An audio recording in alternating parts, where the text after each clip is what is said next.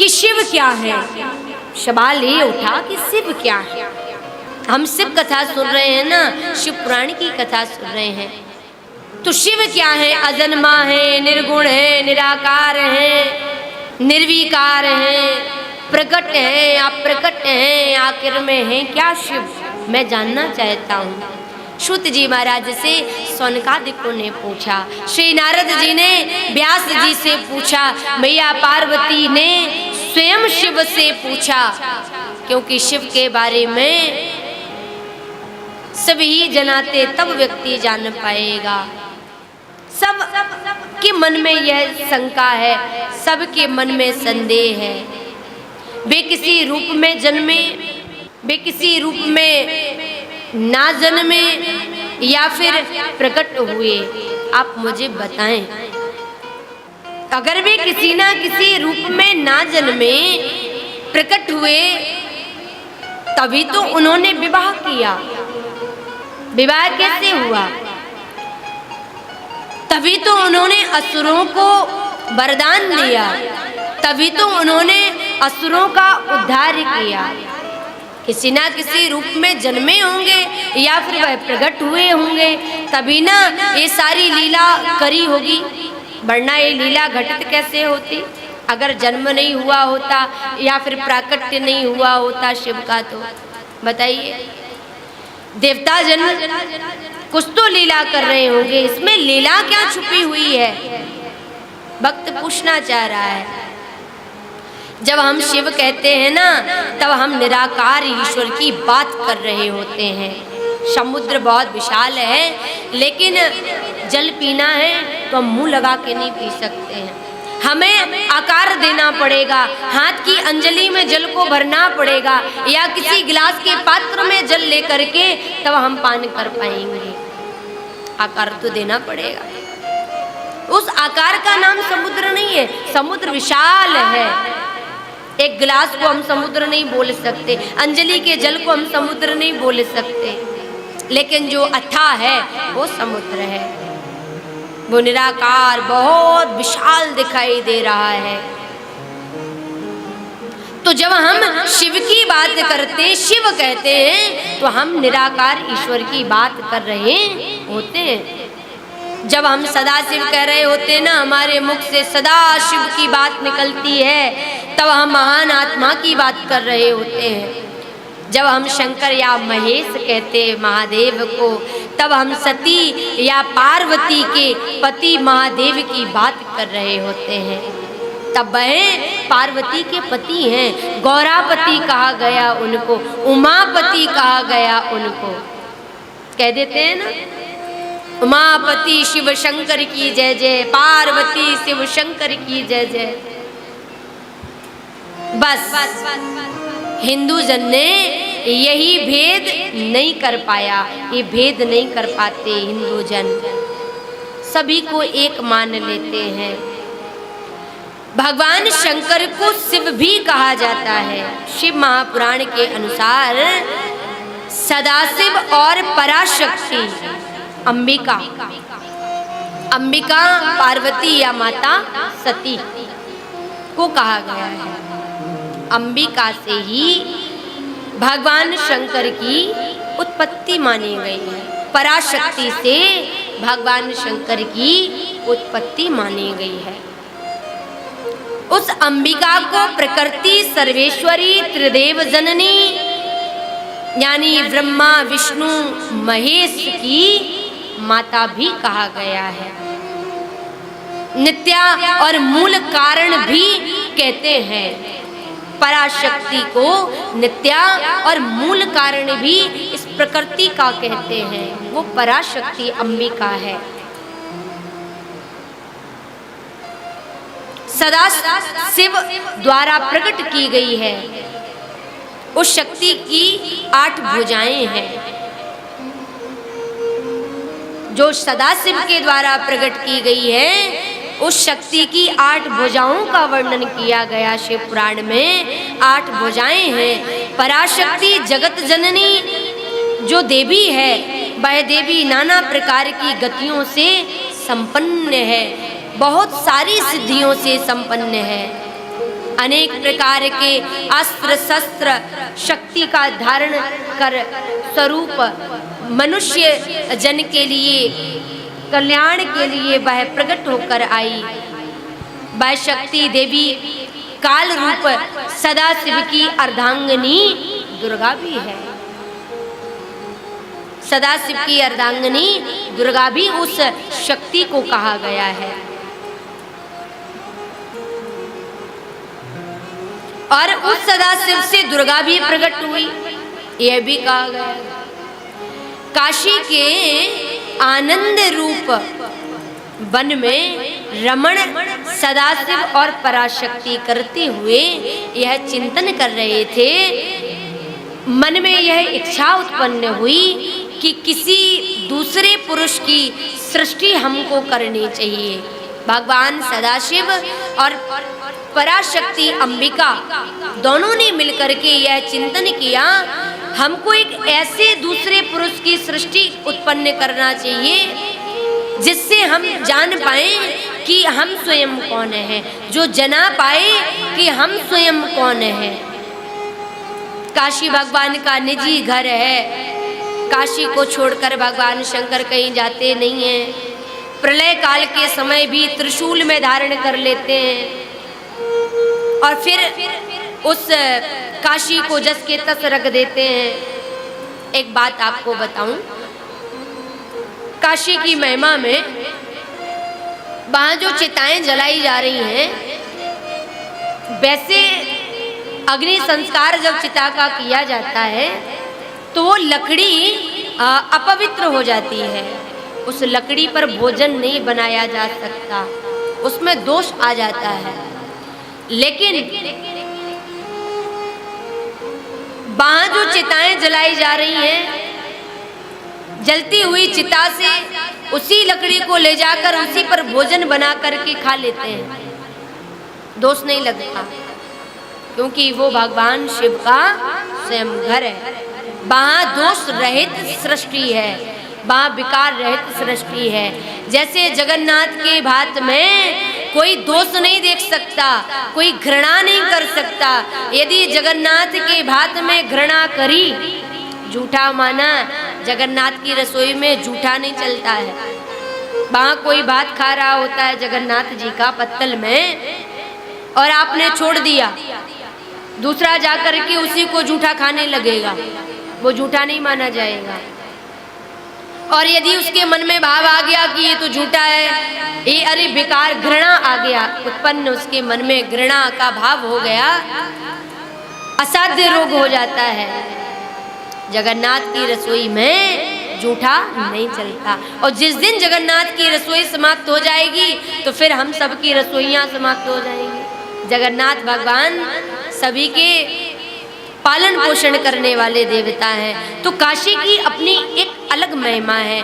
उसी काशी में सदाशिव और पराशक्ति दोनों बैठ कर के चिंतन कर रहे हैं। सायंकालीन का समय है। सायंकालीन समय जो बेला है, उस समय पर ना तो हमें विद्या अध्ययन करना चाहिए, ना ही हमको भोजन करना चाहिए, ना ही हमें शयन करना चाहिए। हमें सारे कामों को छोड़ करके उस समय का जो समय है वो केवल भजन के लिए ही नियुक्त करना चाहिए। केवल भजन करने के लिए वो समय बना है। यदि उस समय पढ़ने वाला पढ़ाई करता है, विद्या भूल जाता है। भोजन करने वाला रोगों को न्योता दे लेता है। सोने वाला आयु घट जाती है, आयु नष्ट हो जाती, पाप का भागी बन जाता है। तो भगवान शंकर के गण, मैया पार्वती, सदाशिव सायंकालीन बेला में भूमि पर विचरण करते हैं। शाम को देखते हैं कि कौन व्यक्ति हमारा भजन कर रहा है, कौन व्यक्ति कामों में लगा हुआ है। भगवान शंकर की दृष्टि उन जीवात्माओं पर पूरी पड़ रही है। और यदि कोई भजन करता हुआ उस समय दिख गया तो महादेव को बड़ी प्रसन्नता होती। महादेव कहते हैं, अब इसके जीवन का पूरा ठेका मैंने ले लिया, अब हमारी जिम्मेदारी है। क्यों? ये शाम के समय भी यानी मेरे समय में समय निकाल करके मेरा भजन कर रहा है। किसी दूसरे पुरुष की सृष्टि हम उत्पन्न करें, पराशक्ति भगवान सदाशिव ने निर्णय लिया जिस पर सृष्टि निर्माण की जा सकती, वंश वृद्धि आदि का कार्य उसके ऊपर सौंपा जा सकता है। भगवान शंकर ने उसी समय ध्यान किया, वामांग से विष्णु को प्रकट किया, विष्णु प्रकट हुए और दाएं अंग से श्री ब्रह्मा को प्रकट किया। जिस समय दाएं अंग से ब्रह्मा प्रकट किए, ब्रह्मा को उठा करके विष्णु के नाभि कमल में डाल दिया। ब्रह्मा जी जब निकले तो चारों दिशाओं में देखने लगे, 4 मुख वाले ब्रह्मा बने। ऊपर जाते कमल पुष्प के, फिर नीचे आते, फिर ऊपर जाते, फिर नीचे आते। ये नहीं जान पाए मेरा जन्म कहाँ से हुआ। आकाशवाणी हुई, 2 शब्द सुनाई दिए, ता और पा। तब करोगे ब्रह्मा, जान पाओगे कि तुम्हारा जन्म कहाँ से हुआ। भारी तप किया, बहुत तप करने पर विष्णु का दर्शन हुआ ब्रह्मा को। अब ब्रह्मा से विष्णु कहें कि मैं बड़ा हूं और ब्रह्मा जी कहें कि मैं बड़ा हूं। दोनों में झगड़ा होने लगा। अपने आप को सर्वोत्तम मान करके दोनों झगड़ने लगे। मेरा जन्म हुआ, पहले तो मैं बड़ा हूं, ब्रह्मा तुम बाद में आए हो तो तुम छोटे हो। दोनों में बल बराबर था। उन दोनों के बीच में उसी समय एक स्तंभ का प्राकट्य हुआ। एक स्तंभ आकर बीच में खड़ा हो गया। वह स्तंभ कोई साधारण स्तंभ नहीं था, वह ज्योतिर्लिंग काल रूप स्तंभ था। ज्योतिर्लिंग काल रूप ने कहा, पुत्रों तुम दोनों ने तपस्या करी, तुम दोनों ने साधना करी, इसलिए सृष्टि और स्थिति पालन ये जो 2 नाम है ना, इन दोनों कार्यों को मैं तुम्हें सौंप देता हूँ। एक पालन करेगा और दूसरा विस्तार करेगा। ब्रह्मा को विस्तार करने का कार्य सौंप दिया और विष्णु को पालन पोषण करने का कार्य सौंप दिया। किसने आज्ञा दी?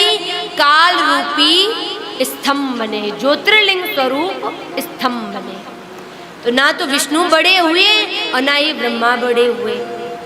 वह काल रूप स्तंभ उनको आज्ञा दे रहा है कि अब आपको सृष्टि में विस्तार करना है, सृष्टि में पालन पोषण करना है। इस सदाशिव की ही आज्ञा से संभव हो सकता है। अर्थात ये कार्य छोटा नहीं है, ये कार्य संभव नहीं है। और फिर मेरे विभूति जो स्वरूप रुद्र और महेश्वर ने 2 अन्य उत्तम कृत्य यानी संहार, संहार यानी विनाश और त्रोभाव यानी अकृत्य मुझसे प्राप्त किए।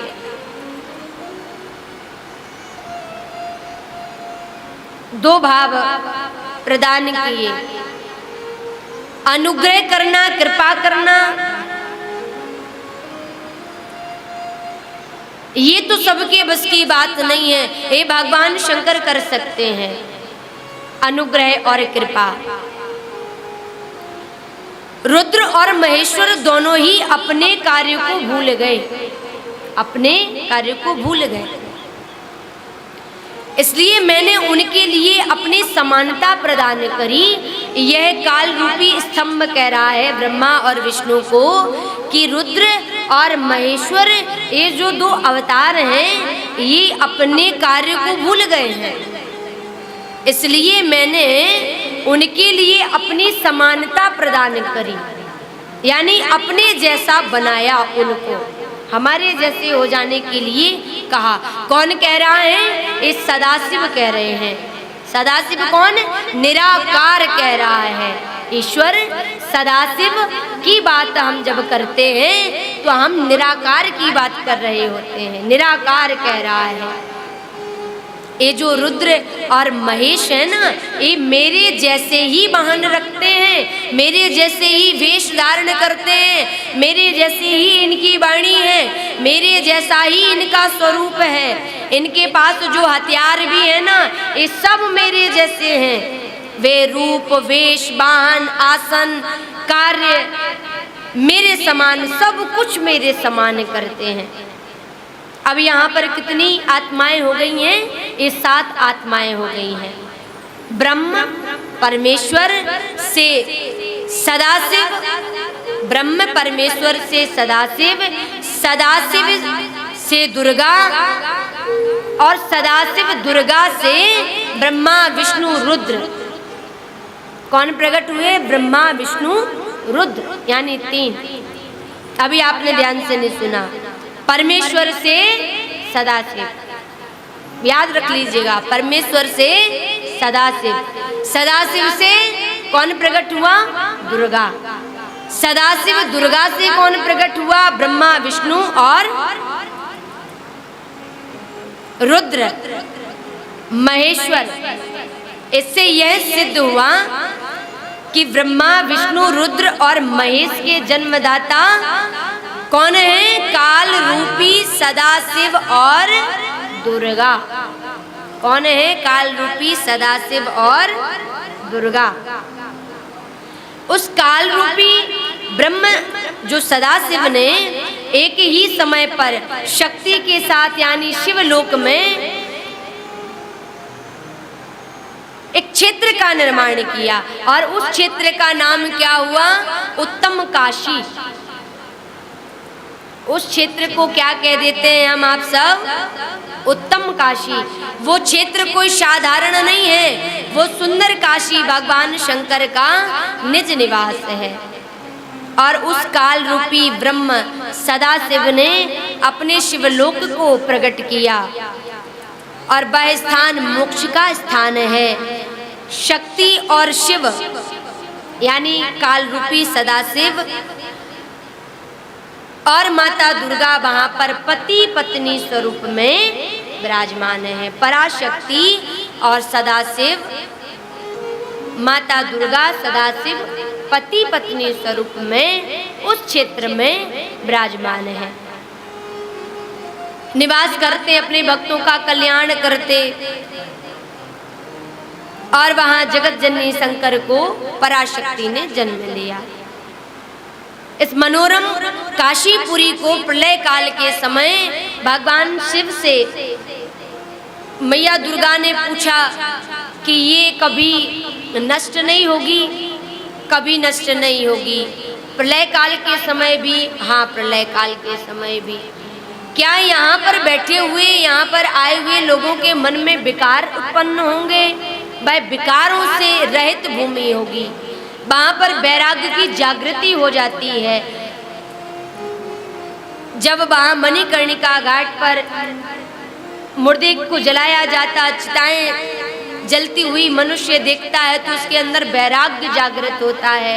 8 मास का शरीर, इसको कितना सजाया, कितना संभाला, कितना इसके लिए लड़ाई झगड़ा किया, कितना इसके लिए हमने यातनाएं सहन करी। आखिर में ये राख बनकर, ढेर बनकर के इन्हीं चिताओं के मध्य में जला दिया जाता है। ना हमारे पास ले जाने की व्यवस्था है, ना हमारे पास में ऐसा कोई साधन दिया कि हम अपनी जमा पूंजी को लेकर जा पाए। बहुत जोड़ा, बहुत जोड़ा, बहुत लड़ाई झगड़ा किया, बहुत रोया गाया, लेकिन सब धरा के धरे ही रह गया। वहां पर लेकर के जाने की व्यवस्था है तो केवल सत्कर्मों की, केवल पुण्यों की, केवल धर्म की, और हमारी कोई भी गिनती वहां पर नहीं करी जा रही है कि तुम कितने करोड़ के आदमी हो, कितने अरब खरब के आदमी हो। वहां तो केवल देखा जा रहा है और पूछा जा रहा है नंदी गणों से कि इसने कितने हजार जप किया, कितने लाख नाम जप किया, कितने करोड़ों बार इसने नाम भजा, कितनी पूंजी नाम जप की इसने कमाई है।